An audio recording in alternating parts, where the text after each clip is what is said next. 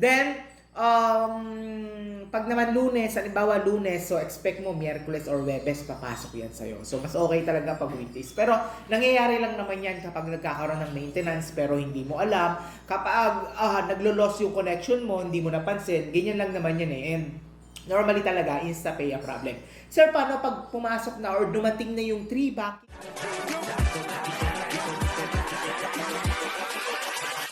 Hold up.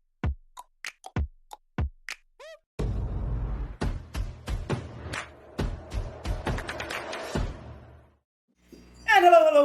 Magandang araw po sa inyong lahat and welcome back po dito sa Almontero Tutorial. Ayan. Ang dami kong natanggap na message tungkol sa InstaPay kagabi. So nagulat talaga ako. Ang daming comment dun sa Almontero Tutorial. Siguro mga 8 ata yun. Na nag-send sila from their bank to another bank na nabawas sa kanilang mga amount, sa kanilang mga account, pero hindi naman pumasok dun sa pagsesendan. So kadalasan, ganyan yung nangyayari sa akin. Ganyan yung mga nagtatanong sa atin. So, willing naman ako sagutin yan at tulungan ko kayo sa ganyang scenario. Pero pagdating sa mga ganyang case kasi, once na emergency talaga, I think makakatulong tong video na to, pero I think hindi siya makakatulong if need na need nyo once na nababasa nyo na to. Kasi hindi talaga siya masusolusyonan agad-agaran. Okay, so yung topic natin ngayon is about the InstaPay or yung tinatawag nating bank transfer to another bank, which is nagkakaroon ng problema sa pagsesend. So, ang nangyayari, halimbawa, magsisend ako sa BPI ko, isesend ko sa another bank, sa GoTime, tapos mawawala sa BPI ko pero hindi papasok sa GoTime.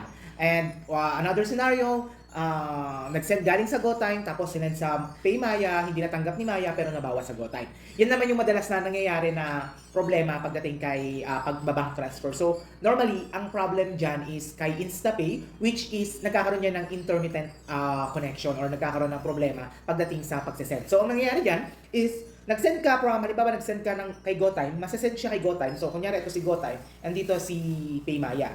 So, ngayon, nag-send ka, nag-stop dito yung pagsesend mo, then hindi na siya papasok kay Maya. So, ang mangyayari niyan, kapag tinanong mo si Maya, hindi niya alam. Kapag tinanong mo si GoTime, sasabihin niya, successful na kasi nawala na sa kanila. Pero, pag nagkaroon ng investigation or pag nagkaroon ng study about that, makikita nila, nag-float pala yung pera na sinend mo. So, anong gagawin natin kapag gano'n yung nangyari? Kapag gano'n yung nangyari na nag-float yung funds natin, wala tayong dapat gawin kung hindi mag-antay. So, ang pinag-uusapan natin dito is banking days. So, Lunes, Martes, Miyerkules, Huwebes, Biyernes. So, hindi kasama ang Sabado at Linggo. Kapag nag-transfer ka ng Friday tapos hindi natanggap, hindi kasama ang Sabado, Linggo, expect mo Monday, Tuesday, Wednesday. So, Wednesday, pinakamatagal na expectation mo para mapasok yung funds or mabalik sa'yo. Yan. So, doon sa tanong na, sir, papasok po ba siya or babalik sa amin? So, depende yan. Sa scenario namin, ang nangyari is, nag-send ako halimbawa sa BDO ko to PayMaya. Sa scenario namin, nabawas na siya sa BDO ko, pero may nakalagay na notif na unsuccessful.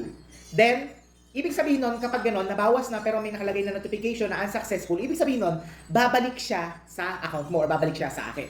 Another case, kapag nabawas na, halimbawa sa BDO, kapag nabawas sa BDO mo, tapos nakalagay successful sa notification, tapos hindi natanggap ng kabilang bank, ang mangyayari niyan is, doon na siya papasok sa pinag-sendan mo. Okay, so ganun yung scenario natin.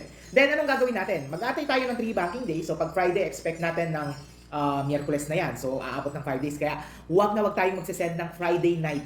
Pag gabi na, tapos Friday, huwag kayong magsisend. Sobrang Sabado, Linggo, delubyo yan sa atin. Ayan. Then, pag naman Lunes, halimbawa Lunes, so expect mo Miyerkules or Webes papasok yan sa'yo. So mas okay talaga pag weekdays. Pero nangyayari lang naman yan kapag nagkakaroon ng maintenance pero hindi mo alam. Kapag naglo-loss yung connection mo, hindi mo napansin, ganyan lang naman yan eh. And normally talaga, InstaPay a problem. Sir, paano pag pumasok na or dumating na yung 3 banking days, pero hindi pa rin siya pumapasok sa account namin or hindi pa rin siya bumabalik. So, ang gagawin natin dyan is tutulungan tayo ni BSP. Ang ginagawa namin dyan is kapag hindi pa rin siya pumapasok, halimbawa, pang 3 days na, hindi pa pumapasok. So, kunyari, pang 3 days na ngayon, tapos tumawag ako sa bank, hindi pa rin po, tapos hindi nila malaman, hindi nila, tapos wala pa din ng hapon. So, ang ginagawa namin is nag-chat na kami kay BSP, kay Bob. Ayan. Si Bob, siya yung chat support ni BSP. Then, through chat generation or yung through chat or si Bob, maghihingi sila ng information kung anong nangyari. Then, sila na yung bahalang mag-follow up kay banks. ipapollow up niya si banks dito, ipapollow up niya both. Then, from there, yung bank, dun na magme-message kay BSP, then sila na yung magpa-process. And yun, sobrang bilis ng proseso kapag nakialam na si BSP. Pero, wag naman natin sanayin yung ano natin, yung wag natin sanayin na kapag ganito or may nangyari na ganito, i-message or i-chat agad natin si BSP or i-email. Mag-antay tayo ng 3 banking days kasi talagang may proseso yan. May investigation na mangyayari, saan napunta, bakit nagkaganon, anong reason, iintayin natin ng 3 banking days. Pero minsan naman, 1 banking days, okay lang yan, pumapasok na, bumabalik na. Ayan. So yan, sa mga nagtatanong sa atin dito dun sa Almontero tutorial, dito sa Facebook, marami din nagtatanong, yun lang po yung gagawin nyo. Kailangan is mag-antay ng 3 banking days, then wag tayong magsisend pag Friday, pag Sabado, ng gabing-gabi na, kasi kadalasan alas 10 maintenance yan ng mga banks. Ayan, diyan sila nagkakaroon ng maintenance, nagkakaroon ng intermittent connection. Ayan. Tapos, pag lumampas na ng 3 banking days, wala pa din yung pera or hindi pa rin bumabalik, humingi ka ng tulong kay BSP. Okay? Meron tayo diyang video tungkol sa InstaPay ko. InstaPay video din.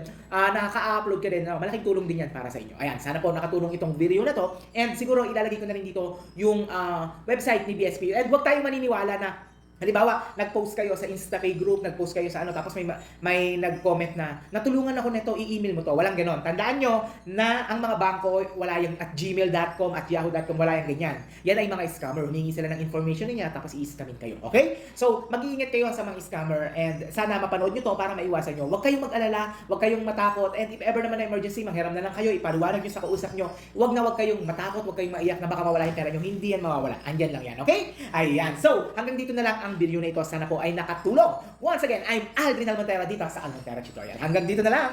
Bye, bye, bye. Hoy, pengen ng spaghetti, aba?